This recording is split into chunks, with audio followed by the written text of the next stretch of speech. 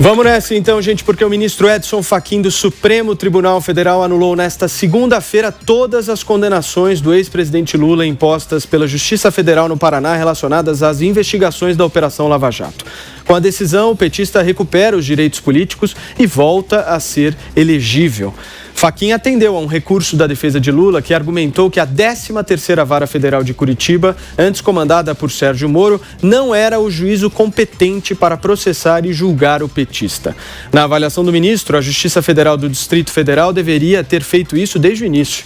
A decisão anula todas as decisões tomadas em 4 processos: o do triplex do Guarujá, o do sítio de Atibaia, o da sede do Instituto Lula e o que trata de doações ao Instituto Lula.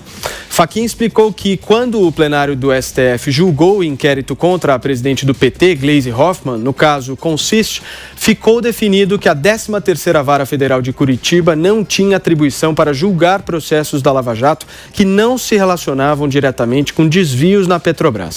Agora, os processos serão analisados pela Justiça Federal do Distrito Federal, a qual caberá dizer se os atos realizados nos 3 processos podem ou não ser validados e reaproveitados. Rodrigo Constantino, o dia hoje ficará marcado na nossa história com certeza. E como é que você está enxergando tudo isso? Como é que você recebeu essa notícia? E principalmente o quadro eleitoral muda, né, Constant?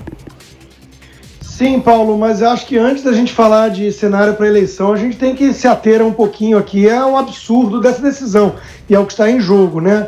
É muito grave e infelizmente eu não recebo com tanta surpresa, né? Acho que isso vem sendo gestado faz tempo, não é por acaso que institutos de pesquisa e a mídia em geral consideram cenários com Lula disputando a eleição, lembrando que ele é inelegível ou era até a decisão do Fachin hoje, né? Então, a gente precisa voltar um pouquinho e perguntar, em primeiro lugar, quem é Fachin, né? Fachin é um defensor do MST, que declarou voto na Dilma Rousseff, que lamentou recentemente que Lula não estava nas urnas, né, em 2018, e que isso fez mal para a democracia brasileira.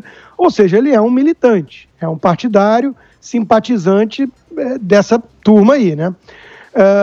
Essa decisão acaba sendo, já para entrar então na questão eleitoral, acaba sendo favorável a Bolsonaro, né? O Supremo Tribunal Federal, ao agir assim, tem sido o maior cabo eleitoral de Bolsonaro. Por quê? Né? Por motivos muito óbvios. Quem é o antípoda do Lula? É o Bolsonaro, não é um tucano.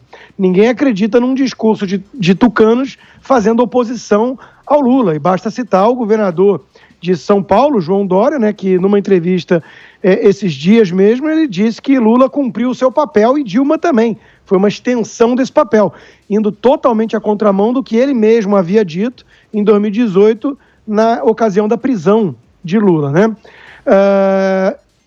Não podemos falar, Paulo, que as instituições estão funcionando no Brasil. Eu vi uma postagem da deputada estadual Janaína Pascoal, né, lamentando e falando com todo respeito o Fachin, mas tenho dificuldade de compreender. Passamos dessa fase, na minha opinião, de demonstrar respeito e debater tecnicidades de decisão eminentemente políticas. São decisões políticas de um Supremo Tribunal Federal aparelhado e que vem agindo como militante, né? E com um ativismo judicial escandaloso. Né? Em países sérios do mundo não dá nem para explicar o que o nosso Supremo faz. Né? Eu tenho vergonha de tocar no assunto, com americanos, por exemplo. Enfim, isso tudo vem na esteira de toques de recolher, né? Quer dizer, a população sequer pode protestar, né? Tomar as ruas contra esse tipo de barbaridade. E se tivesse que falar em nome de filme aqui, não é o Império contra-ataca, né, mas é o mecanismo contra-ataca. O que nós estamos vendo é uma tentativa de anular de vez, né, tudo aquilo que um dia já alimentou a esperança do brasileiro, que era a Operação Lava Jato. Né? Nós vimos, inclusive, uma postagem muito esquisita do presidente da Câmara, né, Arthur Lira, dizendo que, no caso do Lula, ser absolvido ou não, pode-se entender, mas no caso do Moro é que não daria para compreender, né? Quer dizer, durma com um barulho desses. O palhaço é aquele realmente que insiste na tese esdrúxula de que as nossas estão funcionando. Agora, Mark, o Constantino diz bem, né? Nós estamos no meio de uma pandemia, né? A capacidade de mobilização das pessoas é muito mais baixa nesse momento, né? Exatamente. Talvez tenha sido, inclusive, um momento adequado para quem quer fazer aquele acordo nacional proposto lá atrás pelo Jucá. Todo mundo lembra da frase que ficou bem famosa. Veja, é uma decisão lamentável que mostra que o crime pode compensar no Brasil, desde que você seja rico e poderoso, que é o caso do Lula. O Lula é milionário, né? Até a Lava Jato mostrou isso quando abriu as contas dele, e mais, é poderoso, ele consegue fazer o Supremo trabalhar ao seu dispor. Então, o Lula é milionário e poderoso. E milionários e poderosos no Brasil conseguem decisões favoráveis na justiça. O crime pode compensar se você se enquadrar nesse critério. A Lava Jato estava sob ataque há muito tempo. Para quem duvidava, está aí a prova, né? Há muito tempo o trabalho aqui de Curitiba vem sendo atacado, e essa é só a pá de cal no que vem acontecendo aí nos últimos 2 anos. Começou lá com a revogação da prisão em segunda instância, que beneficiou diretamente o Lula, e agora suspende os processos contra ele. O Fachin, o Constantino já falou, é um petista histórico, mas eu me sinto à vontade de falar mais, Constantino, porque ele é aqui de Curitiba.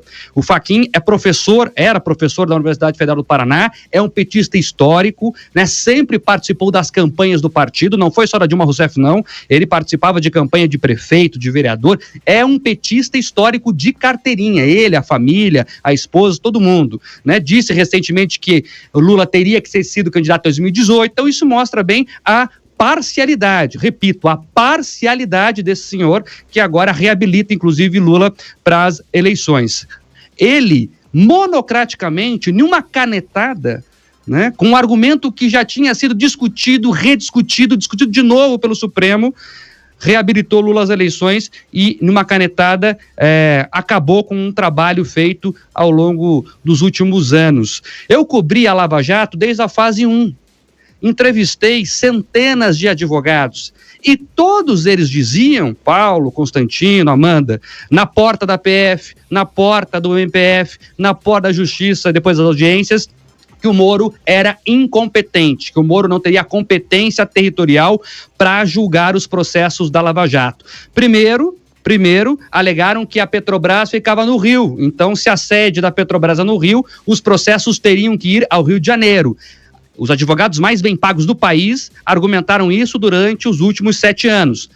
Não conseguiram emplacar. Depois, agora, essa decisão, agora desloca o foro para Brasília, porque alega que entre lá os investigados, há parlamentares que teriam cometido os crimes em Brasília. Por isso, né, a competência, a territorialidade seria de Brasília.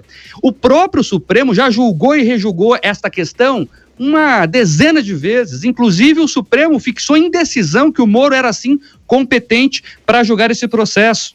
E agora, surpreendentemente, com base em um HC recentemente empretado pelo Zanin, advogado do Lula, o Fachin entendeu que nada disso vale mais, né? Então, são processos que começaram ontem, e é importante falar o seguinte, não são condenações de um juiz só. Todo mundo fala muito do Moro, o Moro, que é a personagem principal mesmo. Mas, por exemplo, a sentença do triplex, que também foi agora suspensa com essa decisão, é da Gabriela Hart, que é outra juíza. Então, de uma vez só, o Fachin desmoralizou todo o sistema do judiciário, porque eu lembro aqui que algumas sentenças, elas foram validadas na segunda instância, no Tribunal de Porto Alegre, depois foram revalidadas no STJ, como no caso da sentença do triplex. O Lula foi condenado, recondenado e teve a condenação confirmada em Brasília no STJ. Todo o sistema judiciário analisou o processo, analisou tudo que tinha que analisar e foi carimbando. E agora o Fachin, com uma canetada, aí dissolve tudo isso. Isso não vai ficar restrito ao Lula, tá? É bom já alertar isso. Vários outros investigados e suspeitos e condenados vão utilizar a mesma brecha. Perfeito. Abriu a porteira. Vamos ver o que vai acontecer daqui para frente. Perfeito. Amanda, antes de ouvir o seu comentário, eu queria pedir para a produção colocar aqui no nosso telão alguns tweets, porque o negócio está repercutindo muito em toda a rede social. Vamos começar aqui pelo tweet do Marcelo Freixo, que diz o seguinte: a decisão de Fachin que anulou as condenações de Lula está correta. O julgamento conduzido por Moro foi viciado, político e recheado de fraudes processuais. Essa é uma vitória da democracia e do Estado de Direito, o deputado federal do PSOL. Nós temos mais algum tweet, produção? Orlando Silva, do PCdoB, diz o seguinte: pelas notícias, a decisão do ministro Fachin tem efeito colateral de julgar prejudicados os pedidos de suspeição de Moro nos processos contra Lula. Seria, portanto, um mal menor para a República de Curitiba. Moro e comparsas precisam responder pelos crimes praticados. Só mais um, Amanda, antes do seu comentário, do Eduardo Suplicy, que diz o seguinte: cumprimento o ministro Edson Fachin do Supremo Tribunal Federal por ter anulado as condenações do ex-presidente Lula ocorridas a partir das investigações da Operação Lava Jato.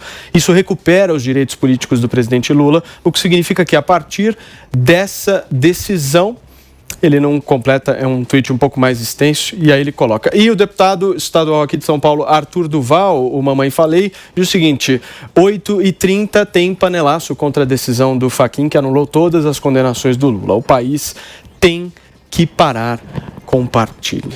Amanda Klein, que dia para sua estreia? Pois é, eu falei, é dia de pé quente, recorde de audiência aqui na Jovem Pan, não tem como ser o contrário. Eu queria voltar, na verdade, aproveitar essa toada de tweets para voltar a um tweet que o Rodrigo Constantino mencionou, e eu acho que ele me parece muito simbólico, que foi o tweet do presidente da Câmara e aliado do presidente Bolsonaro, que é o Arthur Lira. Ele disse o seguinte: minha maior dúvida é se a decisão monocrática foi para absolver Lula ou Moro.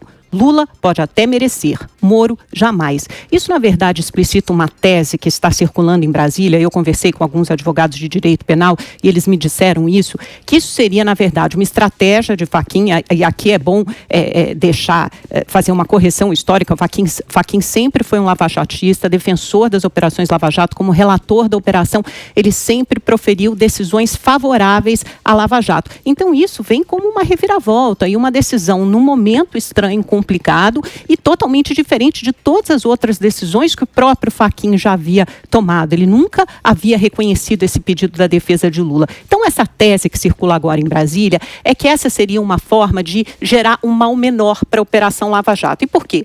Porque tem aquele julgamento da suspeição do juiz Sérgio Moro, que poderia levar a uma anulação da condenação do presidente Lula, com todas aquelas mensagens da Vaza Jato. Isso está nas mãos do Gilmar Mendes, ele é que é o relator, e ele já havia dito que ia colocar isso para votar ainda no primeiro semestre desse ano. Então, essa decisão do Fachin, segundo essa tese corrente em Brasília, pode ter vindo para salvar o Moro, para não anular toda a suspeição, não anular toda a operação da Lava Jato, mas qual seria o preço disso? O preço disso seria salvar o Lula, né? Porque você tem a anulação dos processos dele, tanto do sítio de Atibaia quanto do triplex do Guarujá, julgados até agora. Isso iria para a Justiça de Brasília. Agora, esse argumento da defesa do Lula não é novo. Isso aconteceu já na época da denúncia. A defesa do Lula sempre argumentou que o juiz Sérgio Moro não era o juiz natural, que a 13ª Vara de Curitiba não era o fórum competente, porque o que o Supremo já havia decidido? Essa é a jurisprudência, é o precedente do Supremo, que só pode ser julgado pela Vara de Curitiba aquilo que tiver conexão com o dinheiro desviado da Petrobras. E aí o próprio Sérgio Moro teve que fazer uma ginástica imensa na época da denúncia para justificar o recebimento dela, né? Ele disse que como as construtoras receberam dinheiro ilícito da Petrobras, isso acabava se misturando num caixa de dinheiro lícito, e isso havia sido usado para custear, por exemplo, a reforma e o apartamento do Lula, no caso do triplex do Guarujá, o sítio de Atibaia, no caso do sítio. Então, ele fez uma ginástica jurídica, mais para advogados, para a defesa, não só do Lula, mas para advogados em geral. Essa decisão já era muito frágil, já era muito vulnerável. Desde o início estava claro que a 13ª Vara não seria o juízo competente. Então, alguns penalistas dizem agora que aquela coisa tipo, salvem-se para salvar os anéis, né? A gente precisa ficar assim, dar os anéis para salvar os dedos. Então, isso seria uma saída menos desonrosa para a Operação Lava Jato. E a Operação Lava Jato, é bom a gente lembrar que ela vem sendo desmontada nesses últimos anos, ela já vem recebendo vários golpes. E há pouco tempo a gente teve o fim da operação, da força-tarefa da Lava Jato, que foi uma espécie de morte simbólica. Isso parece ser a pá de cal na Lava Jato.